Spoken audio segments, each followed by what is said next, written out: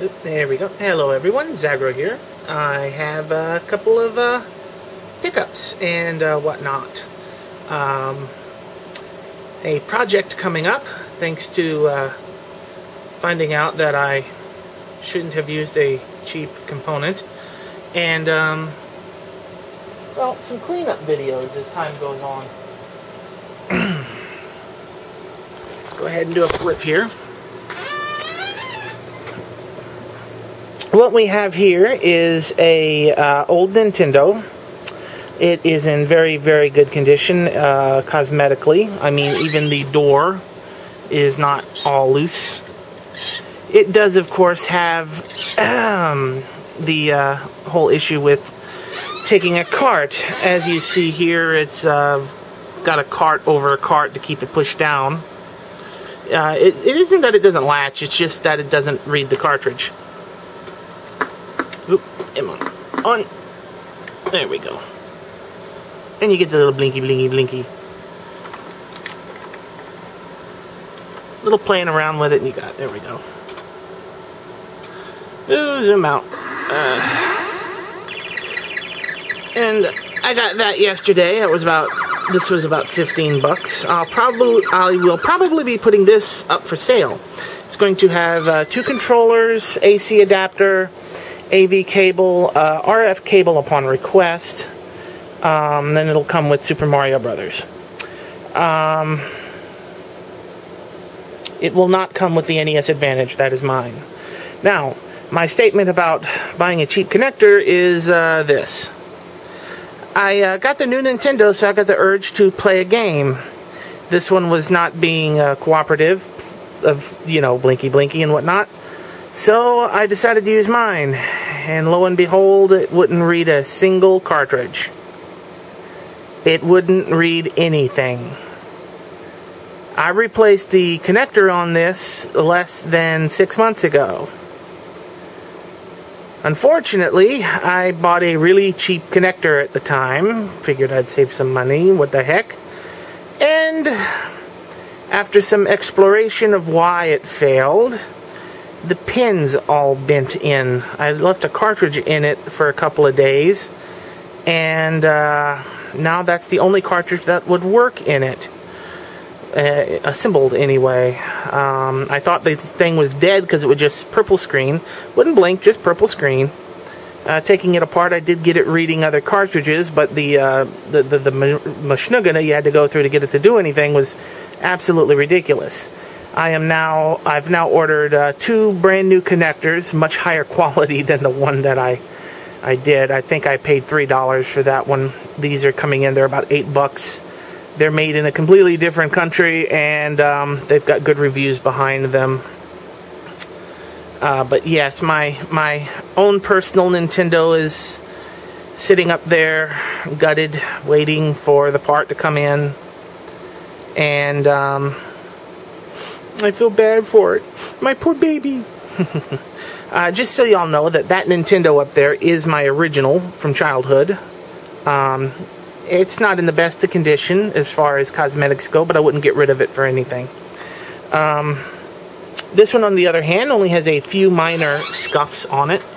I think there's a little chalk mark up here. I haven't exactly taken any clean cloths to it. This is how I received it.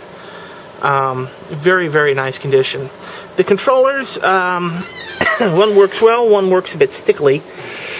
Excuse me. I'm probably going to have to change the rubbers on the one of the controllers for the AB. But the other one should clean up quite nicely. Low use unit, looks like it was predominantly left off in storage. Its biggest issue was blinky blinky screen, and I'm going to have to retap the power connector in the back. It's kind of half loose. Other items that I've picked up recently, if I can actually grab them. I think I've got them moved out too far.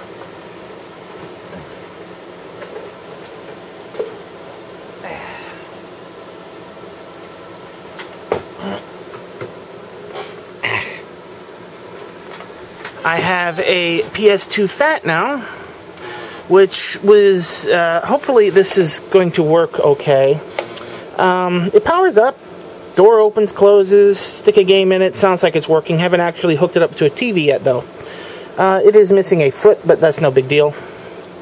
At most it'll probably need a laser cleaning. I did have to let these air out. They had that musty wet book odor going with them. They seem to have been in storage for a while. This is a really nice find.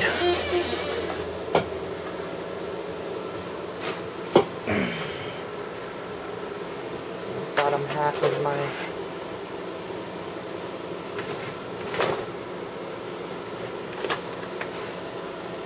yes, I'm attempting to avoid showing the pile of stuff on the other side of the room.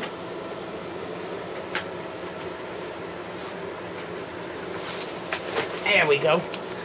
I've got some new, old, third-party Xbox controllers. So I'll be able to bring my original Xboxes out of retirement now. Because... dun da da da! I have an in connector.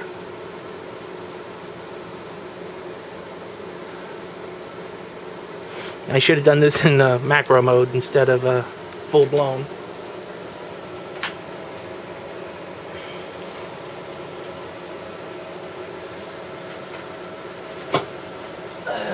Okay, that's too far over to grab.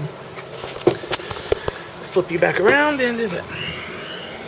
I also have a PS1 Slim, you know, little white portable ones, and a N64 with no controllers, and a car kit, oddly enough, for a power supply. It'll be nice to be able to get an N64 back. I left my old one with my mother and them back in South Carolina. Other interesting objet d'art that came with the Nintendo is this little thing right here.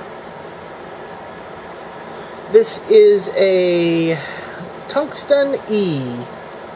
It's a Palm OS organizer and a barcode reader of all things. Doing this with one hand isn't too easy. This is a little barcode reader masquerading as an SD card. Isn't that neat? The only thing is there's no storage on it.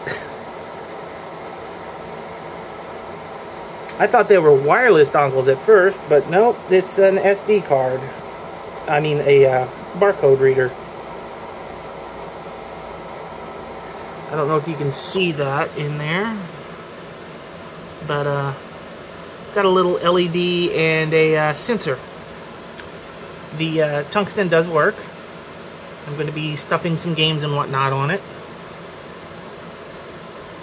Your battery is low. In fact, your battery still works is amazing because I've never plugged you in.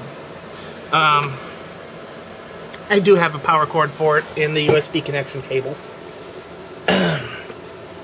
So, basically what's going to be coming up, providing that my camera now cooperates, which it should after the hours I spent fiddling with it with a set of jeweler's screwdrivers, is going to be stripping this unit down, cleaning and replacing the pin connector for the cartridges, resecuring the power connector, probably some video on actually putting a new connector on my own NES and then reassembling it, and some controller cleanings. After that, I will probably be doing a cleaning of the big PS2 and the little PS1 because they're a bit dirty. Other things that I've gotten working recently, and I'm sorry I didn't take any video of this, but it was fickle. This is a Xbox 360 that has been decased, and it came to me with a busted DVD drive. It had a broken gear in it, and it looked like it had been beaten up a little bit. It's in relatively good condition other than the condition that the drive was in. It's working now, although it sometimes reads discs as DVDs instead of game discs. I have figured out that it is a braking mechanism problem. When it tries to stop the disc during seek and test, it doesn't always manage to get the disc to stop properly before it tries to spin in the other direction, and it kind of gets stuck stuttering. There's a dead spot in the spindle motor. Not much I can really do about that, so I'm probably going to replace the mechanism, the entire laser assembly spindle mechanism, later on. But other than that, it works fine. Once it's going, and it works beautifully. So, this is Agro signing out.